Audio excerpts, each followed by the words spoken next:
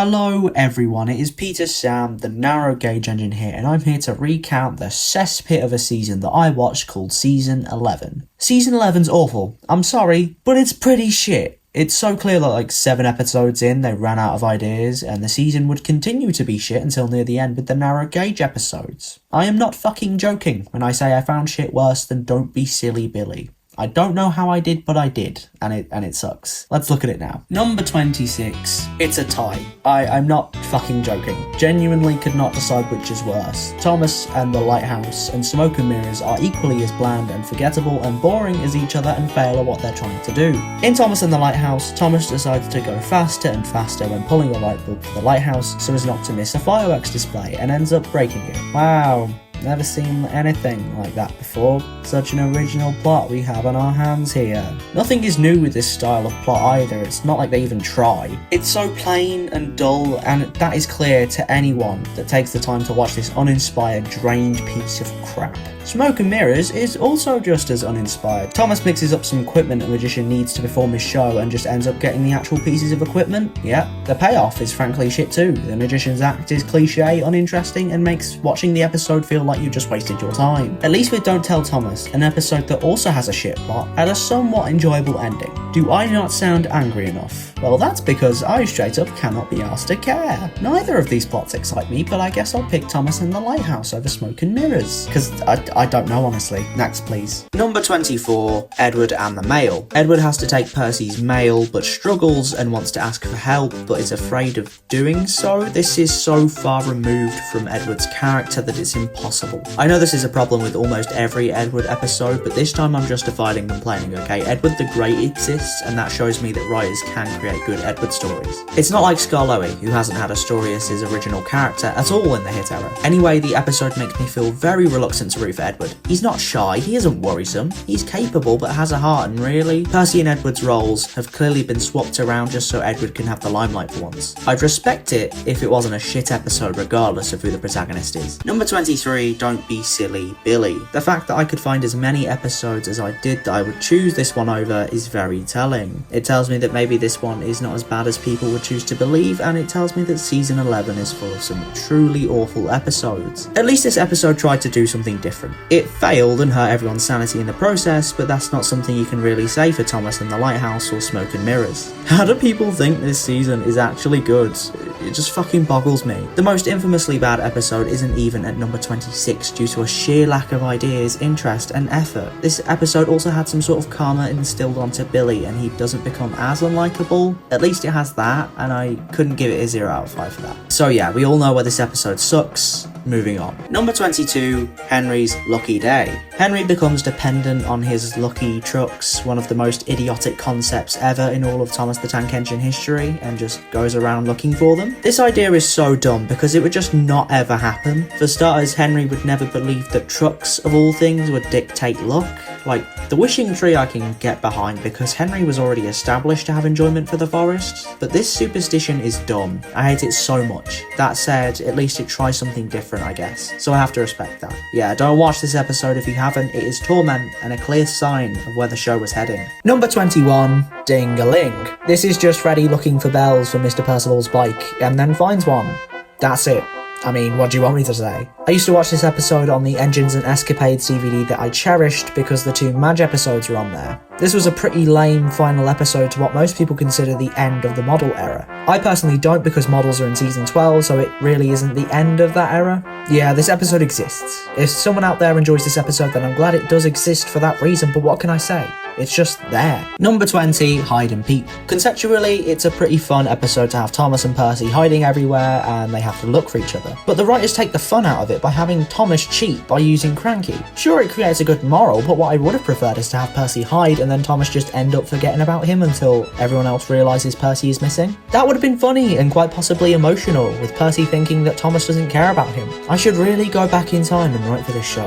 Honestly, I need to go back to the future.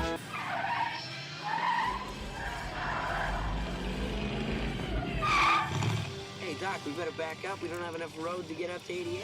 Roads? Where we're going, we don't need roads.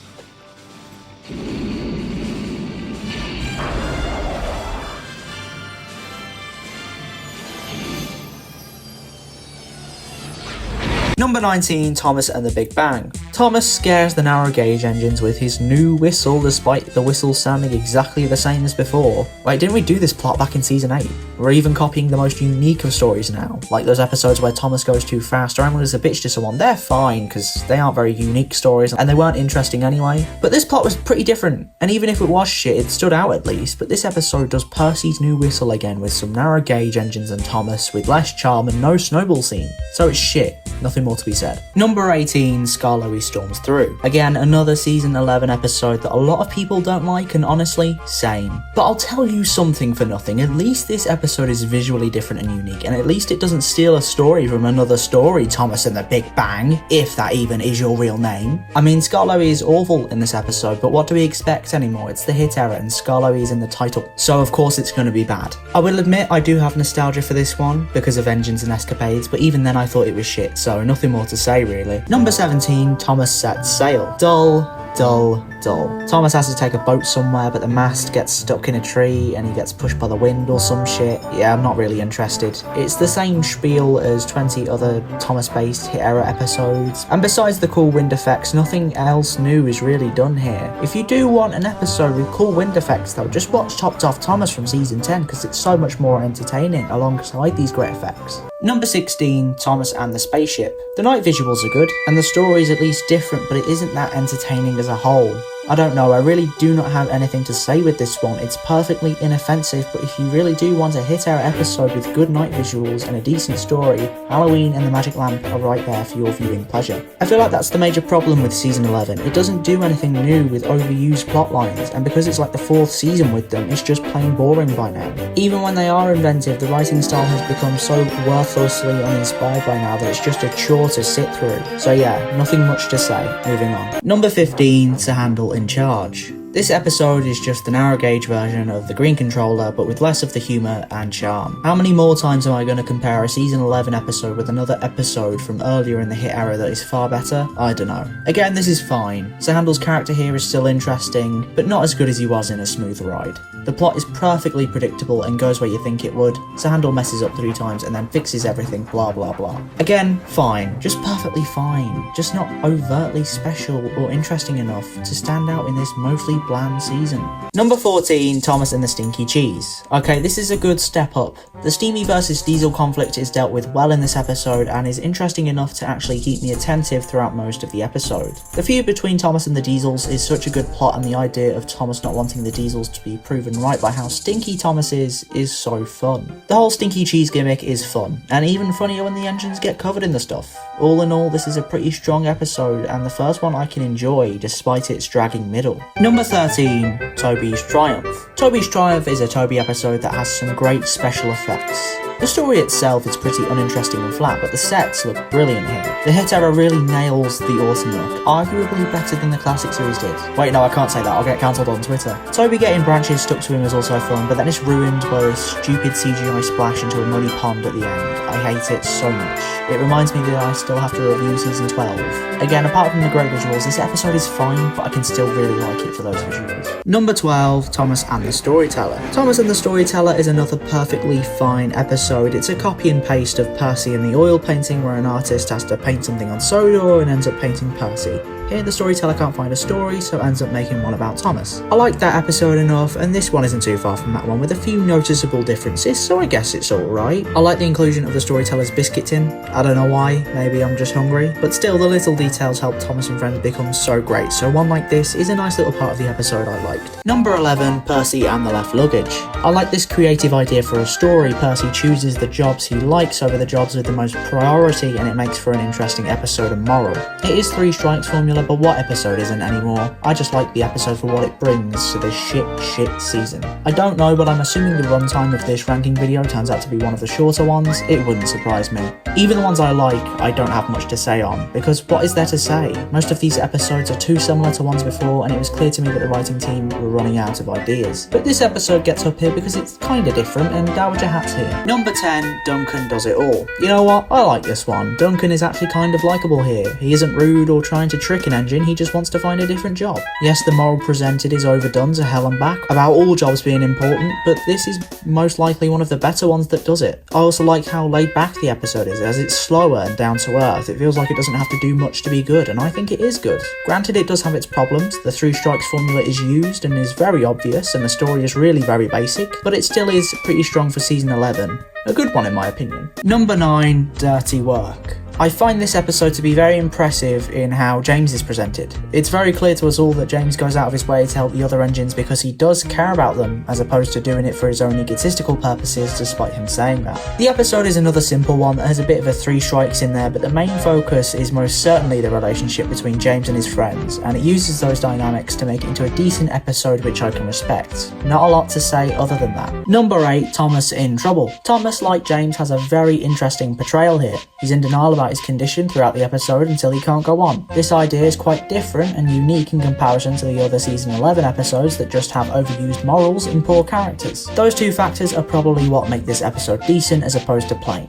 Also, what's with the writer of this episode and the previous one, Wayne Jackman, reusing old episode names from the classic era? If these episodes weren't in the top 10, I would have had a fit, because you can't just take season 1 and 2 episodes and plaster all over them like that. Shameful. You could argue he's paying homage to those episodes, but still, I'm not very okay with that. It's not very cash money, as the kids would say. Also, fun fact, Wayne Jackman wrote episodes for Balamory, so the more you know. If you couldn't tell, there's not much I have to say on this one. Number 7, Hector the Horrid. Everyone knows Hector the Horrid. The story of a disobedient truck who initially scares Thomas, but he ends up standing up to him and biffing him off the tracks, only to realise Hector himself is scared of being filled up with coal. I love how both Thomas and Hector use anger as a defence mechanism in this episode, and it really is another one of those episodes with good morals and such interesting characters. Although the one gripe I do have is, why does Hector derailing have to be done in that stupid slow-mo thing that all the hit era crashes use? It makes the scene kinda over-dramatised for me and spoils the climax a little. Either way, it's a deep episode with no other episode quite like it. I wish Hector would make a comeback. Number 6, Emily's Rubbish.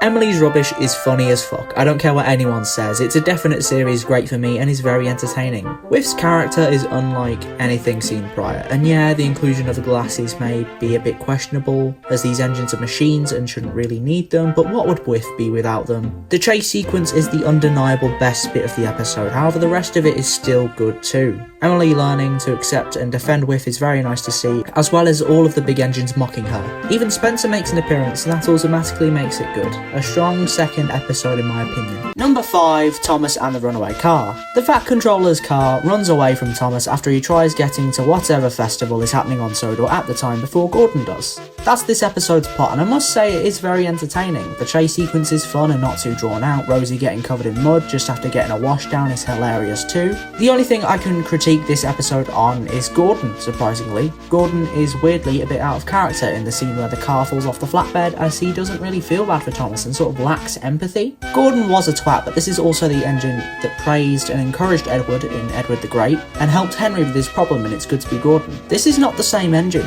Other than that, this episode's a great one. Number 4, Gordon and the Engineer. Speaking of Gordon, here's his episode of the season, and it's a damn good one. He lets his pride get in the way of his scent, which gives us one of my favourite resolutions to an episode ever. We get a unique solution to the problem at hand, which gives us some great cameos from Donald and Douglas. The plot itself doesn't make too much sense, as the points on Sodor are jammed, yet Gordon can change points to Thomas's branch line. How? Is it only certain points? And why are all of the points that have jammed caused engines to be stuck? At least 5 of them get stuck because of it, which I'm not sure is too believable for just some random points breaking all over Sodor, but I'm glad to say Gordon is in character and everything else here does so well that it's very much a great season 11 episode. Number 3, Wash Behind Your Buffers. Madge is a very different character in the hit era. She's not outwardly bland and she has some interesting features. Essentially, she's good. This episode is a great one for showing her as a character who is very quick to judge others despite being not so perfect either. This helps the moral of the episode to be very strong, and it hasn't been touched by the show before despite not being outwardly blatant like how most hit episodes present their morals. The mud being sprayed over Skarloey and Reranked is the best scene though, and not for that reason, you dirty fucking scoundrels.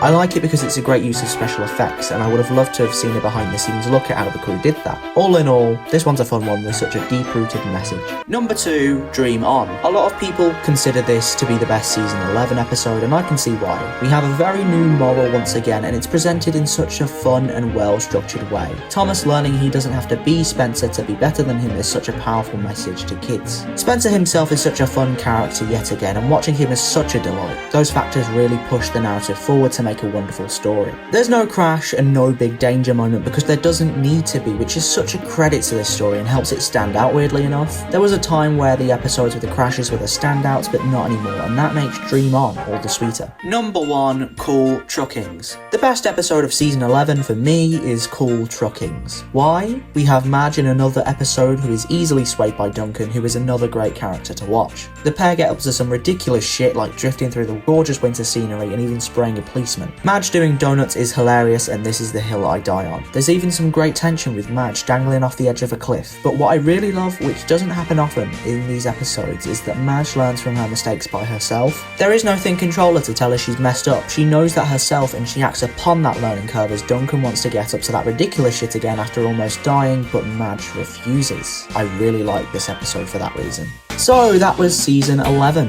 If you've noticed, I haven't given a 5 out of 5 in a while. The most we've gotten has been 4s, and you may say that's a bit harsh, but I argue that's the point. This season and the previous one haven't made episodes that truly resonate and satisfy me with the type of things that I like. I genuinely wish I could sit here and say that all of these episodes were 5 out of 5s and that Thomas and Friends is perfect, but that's dumb. The show in season 11 has its moments, but it's not good all the way through. That is obvious to even the most hardcore of fans. But the good moments are really good, even if they aren't always 5 out of 5s. Well, for December is season 12, and oh boy am I going to be the Christmas Grinch because there's so much to discuss.